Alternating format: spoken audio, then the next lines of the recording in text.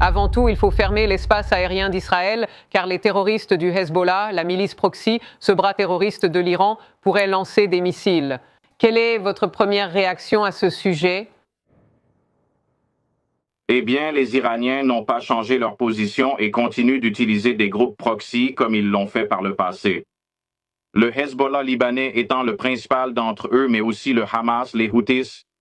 Et c'est leur mode opératoire, c'est tout ce qu'ils savent faire, agir de manière agressive envers leurs voisins. Ils sont les auteurs, la raison de toute l'activité malveillante qui se déroule dans cette région depuis 47 ans. Nous n'avons pas eu l'impression d'avoir été en guerre tout ce temps, pas nécessairement, mais chaque fois que nous les entendons dire « mort à l'Amérique ». Je pense que nous devrions prendre cela au pied de la lettre et au sérieux. Ils sont en guerre contre nous depuis 47 ans et nous devrions prendre cela au sérieux, et nous le faisons. Mais qu'est-ce que cela dit de la situation de l'espace aérien en Israël ? Et je pose la question parce que des rapports indiquent qu'il y a beaucoup plus de drones que prévu. Je ne sais pas pour les missiles balistiques, mais nous en avons détruit plus de 90%. Alors, si c'est le cas, pourquoi fermer l'espace aérien israélien ? Quel est le danger immédiat que nous avons peut-être vu ou non ? Eh bien, il y a encore une quantité énorme de missiles au Liban. Ils en ont éliminé 75%, mais nous parlons probablement de près de 100 000 missiles au Liban. Donc, je pense qu'il y a encore des milliers de missiles qu'ils devront peut-être encore gérer. Ils ont beaucoup réduit cette menace, mais elle n'a pas complètement disparu. C'est intéressant car en évoquant cette décimation, je parlais de l'Iran, mais vous mentionnez qu'il reste de nombreux missiles au Liban. Le président de la Chambre, Mike Johnson, a réagi au départ du directeur du Centre national de lutte contre le terrorisme. Il a dit ceci: « L'Iran ne représentait pas une menace imminente pour notre nation. » Voilà la réponse de Johnson.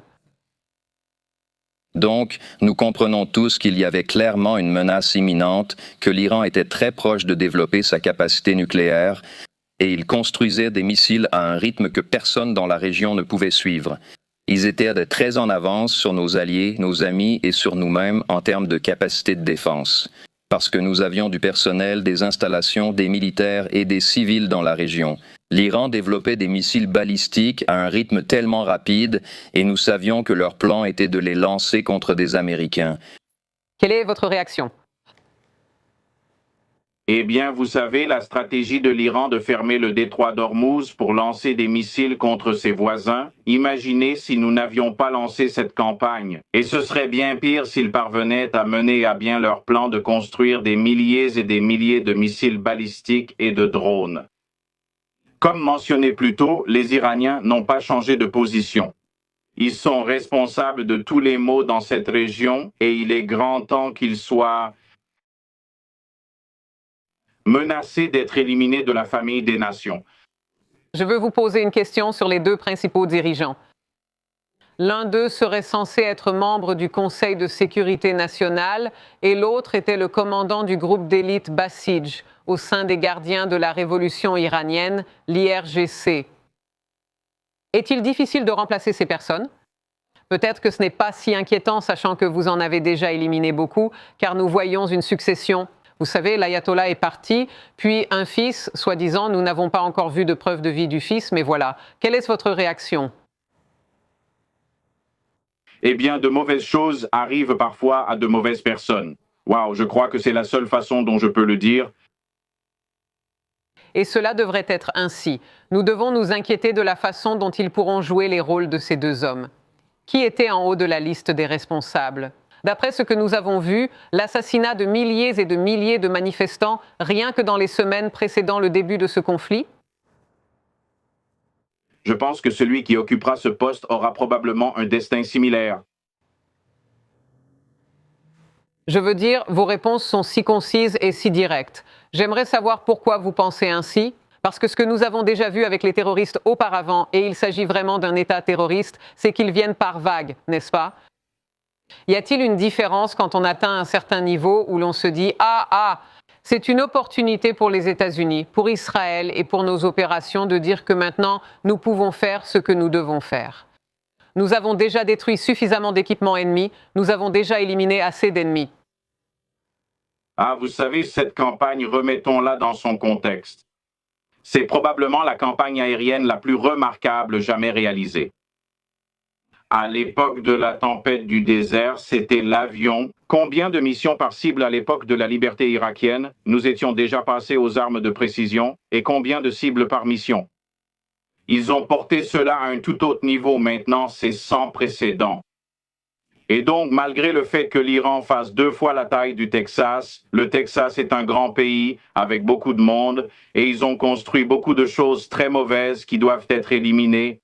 Pour revenir à la succession des dirigeants, je pense que tant que le régime iranien restera tel qu'on le connaît aujourd'hui, il y aura toujours des gens. Ils ne pensent pas de la même façon que vous et moi, Harris. C'est le régime qui a envoyé des garçons avec des clés en plastique pendant la guerre Iran-Irak dans les années 80 pour nettoyer les champs de mines. C'est ce qu'ils ont fait. Ils ont envoyé des garçons mourir en nettoyant les champs de mines et ils leur ont donné de petites clés pour le royaume. C'est ce genre de personnes avec qui nous avons affaire. Alors, peut-être que nous devrons en tuer beaucoup de ce régime pour atteindre nos objectifs, mais nous ne devons pas nous lasser de faire ce que nous savons être juste. Regardez, le détroit d'Ormuz, dernière question. Existe-t-il un moyen de gérer cela? Nos alliés sont très lents, en Europe aussi, à adhérer à ce que le président leur demande de faire. Quelles sont vos dernières réflexions à ce sujet? Le détroit d'Ormuz est un problème résoluble, mais cela demande du temps. La géographie est fixée, c'est ce qu'elle est, et nous devons avoir une conscience absolue, presque divine, de ce qui est mis à l'eau. Non, je n'ai vu ni entendu aucun rapport de mines tombant à l'eau. Et nous avons aussi détruit leurs petits bateaux et leurs mouilleurs de mines. Donc, je pense qu'en ce qui concerne les mines, je crois que nous sommes probablement en sécurité, mais les navires qui ont été endommagés ont été touchés par ces drones et par des missiles de croisière de défense côtière, et nous devons encore continuer à les éliminer. Mais si vous regardez combien d'armes ils consomment par rapport à ce qu'ils avaient au départ, la courbe va dans la bonne direction. Nous éliminons toutes leurs capacités. Vice-amiral Fox, merci beaucoup d'être ici avec moi. J'ai hâte que nous ayons une autre conversation.